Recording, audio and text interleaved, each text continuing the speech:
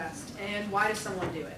A protest is usually a firm and clear action opposing something, like boycotting or gathering hundreds of people to march and get publicity on a specific issue. People would protest in instances where they feel hurt, marginalized, or pushed away from the actions of others. Another form of protest is the burning of books.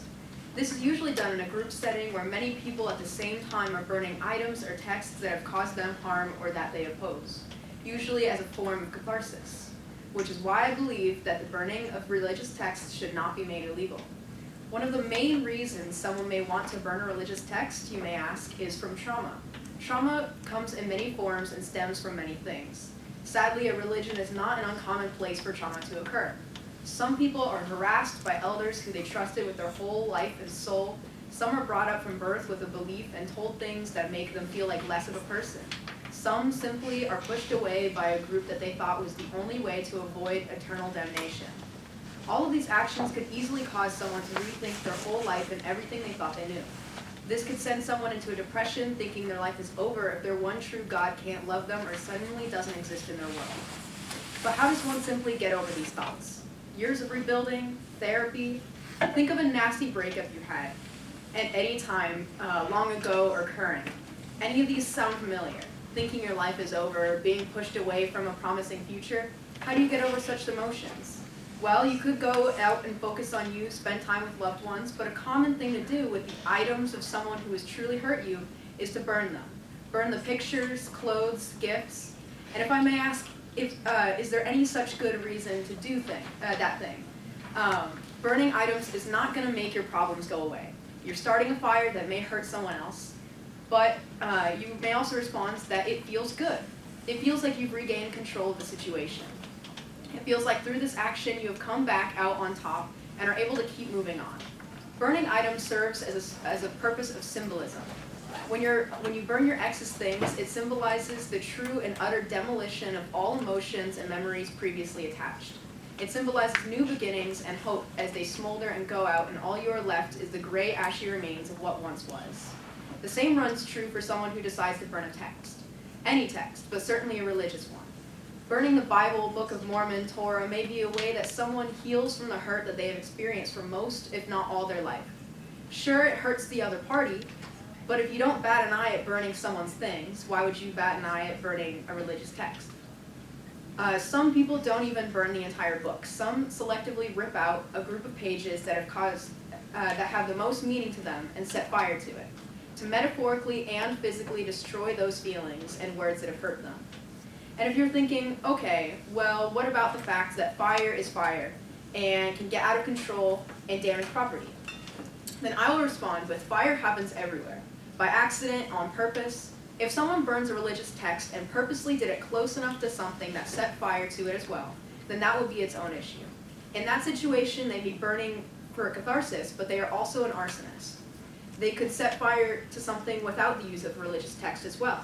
They may just as well use a match or a wad of newspaper. Their crime is still the same.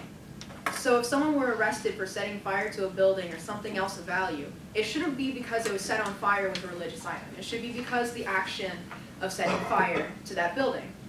But in most scenarios of people burning books for protest, it is done in a controlled environment because they are not interested in hurting other people physically. They're focused on the aspect of sending a message. Sometimes, yes, it is done in a street where people can witness, but again, if someone got hurt, it would not be the fault of it being a religious text. It would be the fault of the person for burning it and not making sure everyone was aware of the fire and responsibly containing it. Like I brought up in the very beginning, the burning of books is usually done in a group setting.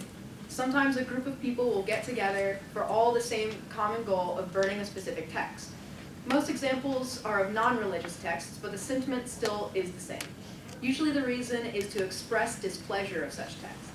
There are many examples of book burning throughout history, but some of the modern examples of book burning would be like in 2012 when a group of women from a charity against abuse got together to burn copies of 50 Shades of Grey to protest the way the book glorifies a gross way to treat women. Firefighters were called, yet they just monitored that everything was safe and not spiraling out of control. An example of modern-day burning of the Bible actually comes from a church in 2009 who burned every copy of the Bible except for the version that they think is true, as a way to protest differing thoughts of the editions. Another example is a gay couple who went to a right-wing church's book-burning event where they burned what they claimed to be satanic items, like Twilight and tarot cards. They threw in a Bible and shared a kiss as a jab at the church and the hurt that they experienced growing up gay in their churches. Sometimes, yes, book burning does a lot more than just send a message. Like in 1933, when Nazis burned all the books they deemed to be un-German, such as many Jewish texts, books about homosexuality, transgender folks, and any books with liberal or democratic messages, anything about Marxism or communism. This to the outside world and to us in the future is just pure hatred, pure despite for any opposing view but their own. That is also essentially what a protest is speaking or acting against a differing viewpoint. Some of these book burning scenarios are a lot more rooted in what we would consider to be hate speech, but a lot of other book burnings are more about the message. Also, anymore, it's not like burning one, a few, or even 100 copies of a specific text is going to completely eliminate them from existence. Meaning, again, it is a message-based action, not deliberately eradicating an entire religion. In conclusion, the burning of religious texts should not be made illegal simply because it is a religious item. I believe there should be safety precautions put in place to ensure such protests won't get out of hand, but the item being burned, being religious, should not be banned. People burn items every day for various reasons, whether those reasons be good or bad. Someone is saying something to themselves or others. One's First Amendment right should not be taken away just because some people may find that what they have to say be shocking or crazy. Book burning has been around for hundreds of years and continues to happen as it is an effective and extreme tool of protest.